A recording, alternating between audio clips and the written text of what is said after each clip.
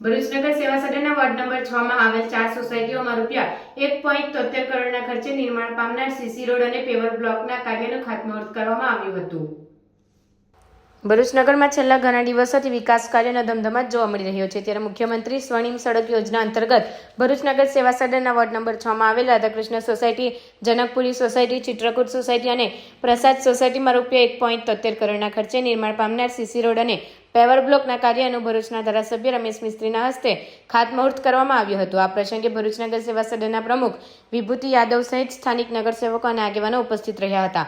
આ સોસાયટીઓમાં માર્ગ બનાવવાની વર્ષોથી માંગ હતી, જેને ધ્યાનમાં લઈને આ ગ્રાન્ટ મંજૂર કરવામાં આવી છે, તેમ વોર્ડ નંબર 6 નો પાછળથી ભરૂચ નગર સેવા સદનમાં સમાવેશ કરાયો હતો। ત્યારે મુખ્યમંત્રીની આઉટરીચ યોજના અંતર્ગત કુલ 8 કરોડ રૂપિયા મંજૂર કરવામાં આવ્યા છે, જે અંતર્ગત આ વિકાસ કાર્યો થઈ રહ્યા છે। આજે ભરૂચ શહેરના વોર્ડ નંબર 6 માં રાધાકૃષ્ણ સોસાયટી ખાતે પીસીસી સાથે સીસી રોડના કામનું ખાતમુહૂર્ત કરવામાં આવ્યું છે। કુલ રૂપિયા 1,73,64,00,000 રૂપિયાના ખર્ચે રાધાકૃષ્ણ સોસાયટી, જનકપુરી સોસાયટી, ચિત્રકૂટ 2 અને પ્રસાદ સોસાયટી, આ 4 સોસાયટીના સીસી રોડ અને પેવર બ્લોક સાથેના રોડનું આ ખાતમુહૂર્ત છે।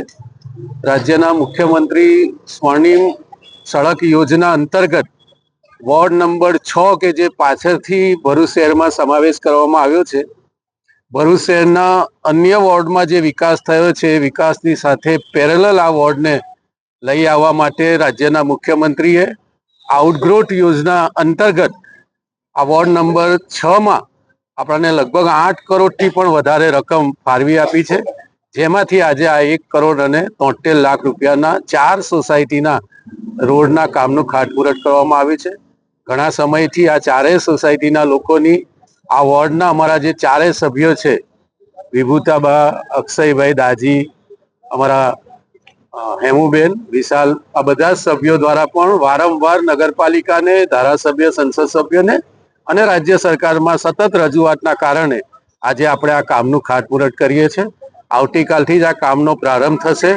બધા જ રોડ એ ઉપર હોવાના કારણે વરસાદી પાણી કોઈના ઘરમાં ન જાય એની કાળજી રાખવા માટે નીચે 2, 3, 4 ફૂટ જ્યાં જેટલું સંભવ હશે ત્યાં સુધી અમે આ રોડ જે હયાત છે એને ઉતારી લઈશું અને એના પર નવો રોડ મેટલિંગ સાથે પીસીસી કરીશું અને એના પર પછી સીસી રોડ બનાવીશું, જેના કારણે આવનારા અનેક વર્ષો સુધી આ રોડ એ આ વિસ્તારના નાગરિકો માટે ઉપયોગી થઈ શકે।